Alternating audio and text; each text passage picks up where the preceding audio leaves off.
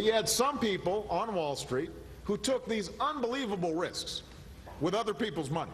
I did not run for office to be helping out a bunch of, fat cat bankers on Wall Street. The American people will not excuse or tolerate such arrogance and greed. And it's also imperative that those in Wall Street boardrooms and on trading floors be held accountable for the decisions that they make. And they beat their puppies, and they're mean to their mothers. All right, he really didn't say that. But President Obama does make a habit of beating up Wall Street whenever possible. And now a new report suggesting that the New York area is recovering faster than the rest of the country because, drum roll, Wall Street. My next guest says the White House should be very careful who it bashes because these Wall Streeters could be the ones getting the rest of America out of this money mess.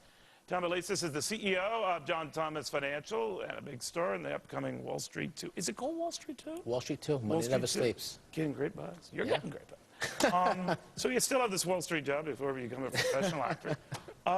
It is a mixed message, right? It really is. I mean, look, you got a president, the president of our country, still demonizing and bashing one of the greatest economic vehicles that we have in our time, Wall Street. I mean, think about it. I mean, Obama can't keep Wall Street down, although, as we know, Neil, he's tried to put some obstacles in his way. Well, it's not as if some of you guys didn't deserve a little. Listen, rightfully so, and I agree.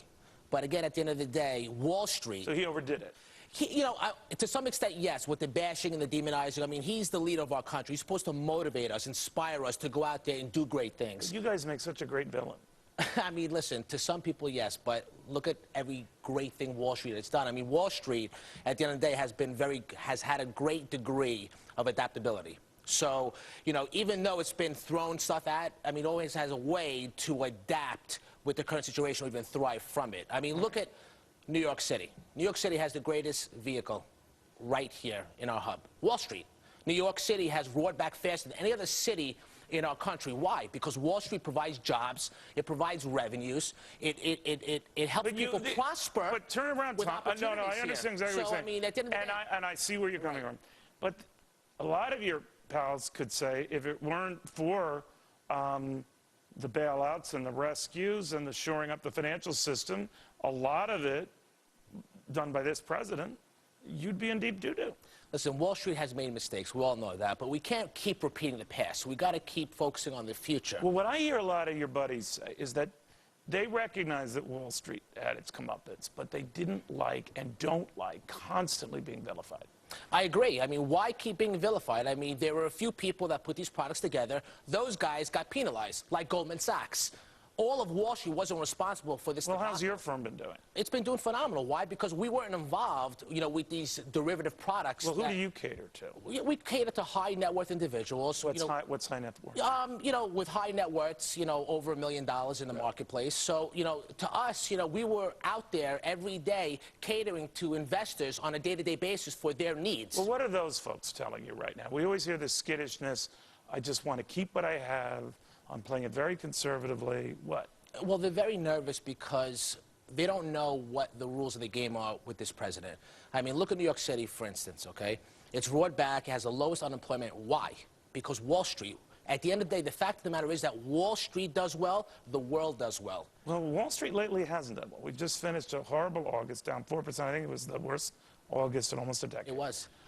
What's going on? I think we have some light volume going into the Labor Day weekend, but I think coming back from that weekend, people are going to be positive and focus on good things to come. I think the market will generally be higher at the end of the year, and especially if we have change come November. You think that's going to get them off the dime here? That it's almost a given that Republicans are going to make big inroads. I guess it's debatable as to whether they take over the House or Senate. But that's going to do it? That's going to turn this market? I believe that's going to help big time. I mean, if you look at 10 cities in our country that are the highest in poverty, they're democratically controlled. So if their policies are doing so well, why are these cities so high in poverty? Some of these cities have not had any Republican mayor in over a decade. So in my opinion, But Wall Street really has turned on him, hasn't it? There was a lot of big money that was going to the president when he was running for president. Not so now. No, because, you know, you're supposed Maybe to because be... you guys hold a grudge. I think it's because you're supposed to be supportive. You're not supposed to demonize and bash something that's done great for people over the last, 50 years. And I think that's why Wall Street now feels that, there's time for change, and change is coming, in my opinion, in a very big way. You know why I think you can say what you say? Normally, Wall Street guys are very leery of saying it. I think now that you become a movie star, you're saying, I don't care. Wall Street, Schmall Street. I'm Mr. Oliver Stone big. Yeah, Right? right. Well, Getting it done, aren't yeah, you? well, that's the way it is. You're going to be at the Oscars, aren't you? I hope so. You will just say Neil Who after that. You'll be on Barbara Thank you. Walters and all this. You do O'Reilly. We are finished, my friend. It's finished. I will stick with you, my friend. All right, Tom Valise is getting it done. He is a great guy, and he was on a lot of these curves in this crazy market before a lot of folks.